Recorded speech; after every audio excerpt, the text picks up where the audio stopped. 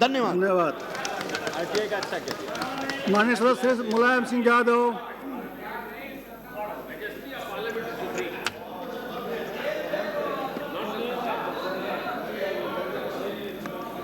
उपाध्यक्ष महोदय, जो आज बहस हो रही है,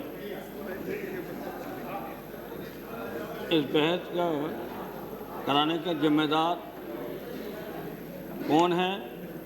सरकार है, और स्वीकार करना पड़ेगा, क्योंकि उसे हम नहीं जानना चाहते हैं किस मंत्री ने क्या बयान दिया। और फिर सफाई भी हो गई। एक मंत्री ने कह भी दिया कि मैंने ऐसा कभी कहा है, नहीं कहते हैं। लेकिन एक बात मैं जानना चाहता हूं कि जो 193 में या 193 में बहस हो रही है, भ्रष्टाचार पर अलग से होगी। मुझे खुशी है कि भ्रष्टाचार पर अलग से होगी, तो समय भ्रष्टाचार के संबंध में भी बात कहेंगे। लेकिन ये जो आज स्थिति महंगाई की है, और चाहे गरीबी की है, और चाहे आंतरिक सुरक्षा, बाहरी सुरक्षा, ये सब भ्रष्टाचार से जुड़ा हुआ है। इतना देश के सामने खतरे आए हैं और समस्याएं हैं बड़ी से बड़ी, उसकी बुनियाद में भ्रष्टाचार है। और भ्रष्टाचार से अलग तो होगी बहस, तब तो सब हमारे साथी सभी बैठे माननीय सदन के सदस्य अपनी बात रखेंगे। हम तो केवल एक ही बात कहना चाहते हैं कि लोकतंत्र में मौलिक अधिकार है वाणी की स्वतंत्रता। फिर परेशानी क्या हो गई? अगर अन्ना हजारे ने भ्रष्टाचार के खिलाफ अगर कहीं किसी तरह से सरकार के या किसी दल के या किसी व्यक्ति के खिलाफ बोला है, तो वाणी की स्वतंत्रता है। लेकिन वाणी की स्वतंत्रता में भी मौलिक अधिकारों में कुछ सीमाएं हैं। तो अभी तक मैं जानना चाहता हूं कि अभी तक अन्ना हजारे ने ऐसा कौन सा वक्तव्य दिया है जो वाणी की स्वतंत्रता की प्रद में नहीं आता है, बाहर है, और फिर उसके बाद जेल क्यों भेजा? मयूर विहार में क्या दफा चवाल लगी थी, बताना चाहिए। जहाँ अपने वहाँ निवास से जहाँ भी रहे, वहाँ से निकले हैं, वहाँ दफा चवालें लगी थी क्या? और दफा चवालें जब लगी थी, वो अन्ना हजारे जब निकले थे, तो कितने लोग थे उनके साथ? दफा 44 तोड़ी जाती है तब जब कम से कम 5 व्यक्ति हों, कम से कम 5। क्या 5 थे, 50 थे, कि 1000 थे, कि 500 से? वो बताना चाहिए सरकार को। इसलिए हम कहना चाहते हैं कि अन्ना हजारे की गिरफ्तारी असंवैधानिक है।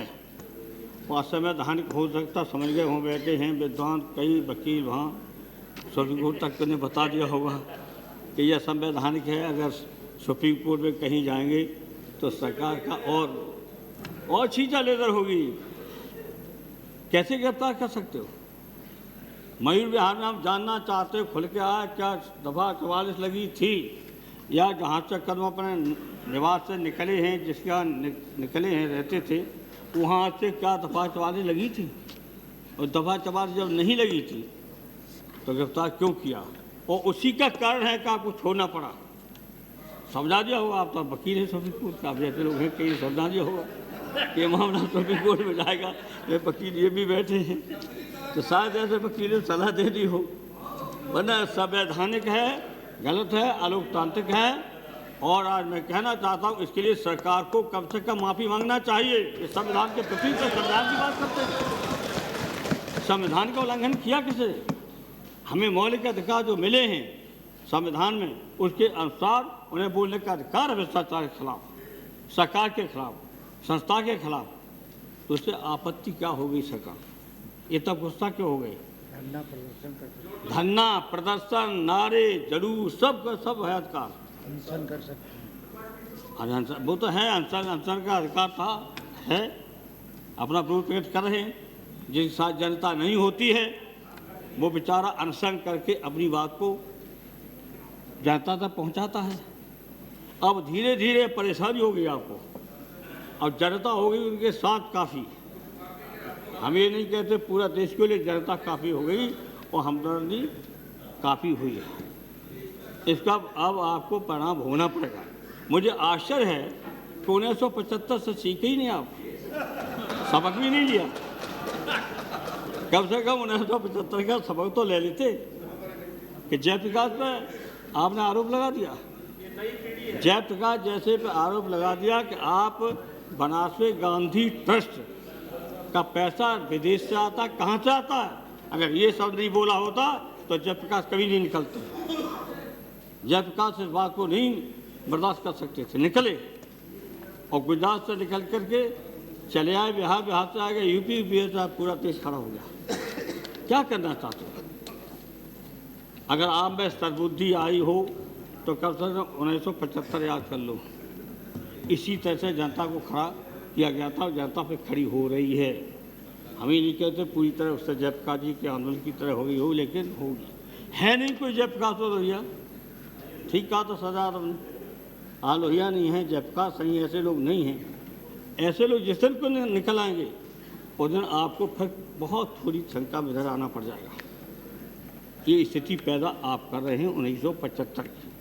तो आप जैसे सर्वोच्च न्यायालय के अच्छे वकीलों में हैं, हमारी वकालत की, हमें भी बचाया आपने। इसलिए मैं आपसे जरूर सलाह दे रहा हूँ।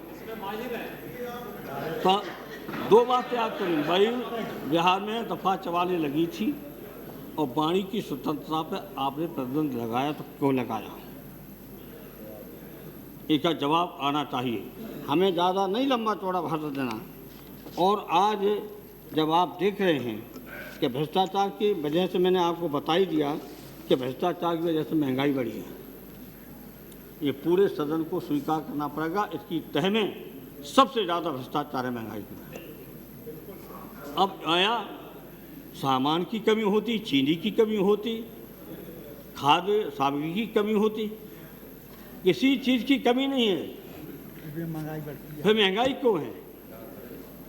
अगर कमी जब महंगाई तब होती है, चीनी नहीं है बाज़ार में, गेहूँ नहीं है, खाने के लिए नहीं, सब्जी नहीं, तब होती है महंगाई। लेकिन सब चीज़ है ज़्यादा और मूल्य नहीं मिला उसका अनुसार, लागत के अनुसार। अब लूट खसूट हो ही रही और किसान को तो बर्बाद कर दिया। हमने कभी हिसाब लगाया कि किसान कितना खर्च करता तो 1 कुंटल गेहूँ पैदा होता, 1 कुंटल धान पैदा होता है? हिसाब करने होता, हम हिसाब बता देंगे आपको। 900 से लेकर 950 रुपया खर्च होता है, तब 1 कुंटल गेहूँ पैदा होता। मेरा नहीं है, मेरी रिपोर्ट नहीं है, हर 2 साल पुरानी आपके कृषि मूल्य आयोग की। और धान 1 कुंटल पैदा होता तो 1000 रुपया खर्च होता है। और हमारी मांग सबकी है, सब चाहते हैं कि कम से कम लागत खर्चे का डोड़ा किसान को मिले। क्या 1500 रुपया कुंटल धान लिया किसान का? क्या ये भ्रष्टाचार नहीं है? क्या ये अन्याय नहीं है? क्या मौलिक अधिकारों का हनन नहीं है? अगर गेहूँ कम से कम 1400 रुपये प्रति कुंटल किसान का लेना चाहिए। तो ये सारे के सारे मुद्दे जुड़े हुए हैं जो वो आपके इसी से जुड़े हुए हैं, जिस पर बहस हो रही है और बहस करा रहे आप। और बहस तो मजबूरी में करानी पड़ेगी। चेयर ने अच्छा काम किया, धन्यवाद देते हैं कि चेयर ने कहा 93 वो अभी हो जाए 193, फिर बाद में भ्रष्टाचार पर भी हो जाएगी। लेकिन इसके जड़ में, बुनियाद में सबसे पहला है भ्रष्टाचार। हर समस्या जो आपके सामने है। अब जहाँ तक कि गिरफ्तारी का सवाल है, तो गिरफ्तारी वहाँ करने का कोई औचित्य नहीं था। वहाँ कोई नारे नहीं लग रहे थे, वहाँ कोई सभा नहीं थी, कोई जुलूस नहीं था। तो इस तरह से हम लोग भी अब निकल गए लोकसभा के बाहर। आपका कोई, हम लोग भाषण दे देंगे आपके खिलाफ, सरकार को बर्दाश्त नहीं, क्योंकि सरकार के तो 1000 हाथ होते हैं। सरकार को हम जानते हैं सरकार कितनी शक्तिशाली होती है। सरकार शक्तिशाली होती है, कुछ भी हम पर आरोप लगा कर के, जैसे लोकसभा के निकले गेट से बाहर निकले, गाड़ी में चले गए तो गिरफ्तार, ये करना चाहते हैं। इसलिए हम आपसे अपील करेंगे उपाध्यक्ष महोदय कि ये बहस तो हो रही है, लेकिन बहस में जो माननीय प्रधानमंत्री ने जो वक्तव्य दिया है, वो वक्तव्य ये सही है कि जो देना चाहिए था अन्ना हजारे के गिरफ्तारी का वहाँ तक कौन सा खतरा पैदा हो गया था, कहाँ पर हिंसा हो गई थी, कहाँ आगजनी हो गई थी, कहाँ मारपीट हो रही थी, कहाँ लूटपाट हो रही थी। कोई अगर एक सब इनमें से कोई एक कार्य किया होता संवैधानिक तो गिरफ्तार कर सकते थे। तो जो आज लोकतंत्र की सबसे बड़ी उपलब्धि अगर कोई मिली है जनता को तो उसकी है वैचारिक स्वतंत्रता, जिसमें व्यक्तिगत स्वतंत्रता, जो जिनके मौलिक अधिकार है। आप इंडिविजुअल लिबर्टी कहते होंगे, हम व्यक्तिगत स्वतंत्रता कहते हैं, क्योंकि आपकी अंग्रेजी है, हमारी भारतीय भाषा है, इतना अंतर है। तो व्यक्तिगत स्वतंत्रता जो मौलिक अधिकार हमें दिए गए हैं, उन मौलिक अधिकारों का हनन इस सरकार ने किया है। ये सबसे बड़ा अपराध किया है, ये अपराध है। आप इधर वहाँ तक संविधान को पढ़ाते हैं, संविधान पर हम लोग भी थोड़ा बहुत संविधान पढ़े हैं और साथ जानकारी हो जाना चाहिए। पॉलिटिकल साइंस में संविधान का एक अलग होता है, तो वो संविधान पढ़े हम लोग पॉलिटिकल साइंस में। तो जिस संविधान के बारे में मौलिक अधिकारों में, व्यक्तिगत स्वतंत्रता में, आने जाने की स्वतंत्रता, पूरे देश में कहीं घूमने की, जाने की, ठहरने की, व्यापार करने की स्वतंत्र है हमें पूरे देश में, उसे प्रतिबंध करके किसी ने पहली बार लगाया है तो अन्ना हजारे की गिरफ्तारी करके आपने लगाया और भी कई बार, लेकिन ये सबसे ज़्यादा। इसलिए हम आपसे अपील करना चाहते हैं, आप जो राय दे रहे हैं, सलाह दे रहे हैं कि 1975 को याद कर करके ठीक से चलिए। वो ताकत अब आप में नहीं है, इंदिरा जी में जो ताकत थी वो आप में ताकत नहीं है, ध्यान रखना। माने हम बता दे रहे हैं, आप में वो शक्ति नहीं है। हाँ, नहीं ऐसा मत करिए। अब शर्त हैं, शुभकामना दीजिए, वो शर्त हैं, जल्दी शर्त होकर लोकसभा में आए। ऐसे मौके पर तो सोनिया जी को बारे में हम यही भगवान से प्रार्थना करेंगे कि वो स्वस्थ होकर के आए, स्वस्थ होकर के। उन्हें तो उनके बिना अच्छा भी नहीं लग रहा है, ऐसा नहीं है। लेकिन उपाध्यक्ष महोदय, इसके बारे में हम आपसे एक कहना चाहते हैं कि अगर पुलिस का ही सब कहोगे, पुलिस पुलिस पुलिस पुलिस, पूरे वक्तव्य में पुलिस है। अगर पुलिस है तो पुलिस किसके हाथ में है? हम भी रह चुके सरकार में, चला चुके सरकार। क्या पुलिस किसी मिनिस्टर या मुख्यमंत्री के बिना ये गिरफ्तारी कर सकते हैं? होम मिनिस्टर के बिना हो सकता है गिरफ्तारी? तो सब ये किसी तरह से आप बच नहीं रहे। स्वीकार कीजिए सदन के अंदर कि भूल हुई है, और सच्चाई है कि सदन के अंदर भी और सदन के बाहर भी देश की जनता के सामने कह करके कि मौलिक अधिकारों का हनन नहीं होने देंगे। अब हुआ है, उसके लिए हम माफ़ी चाहते हैं, ये कहना पड़ेगा सरकार को। तब आप,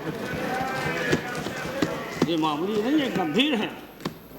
और हम आज आप लोगों से भी कहना चाहते हैं, ये सही कि हमारे आपके वैचारिक मतभेद हैं, आपसे मतभेद हैं, लेकिन मौलिक अधिकारों को लेकर के जो जनता को कुछ मिला है तो मौलिक अधिकार मिले हैं, संविधान में दिए हैं, संविधान निर्माताओं ने सोच समझ के दिए हैं। जो बहस हुई है, इसी सेंट्रल हॉल में बहस हुई है, और बहुत समय लेकर के बड़े बड़े विद्वानों ने छानबीन करके वो संविधान जो बना है, उस संविधान के दायरे से आप बाहर जा रहे हैं, और संविधान का पालन कोई नहीं कर रहा है तो ये सरकार नहीं कर रही है। ये मेरा आरोप है। इसलिए हम ज़्यादा नहीं देंगे भाषण ज़्यादा, बस मैं यही कहना चाहता हूँ, इन्हें सुधार दूँ।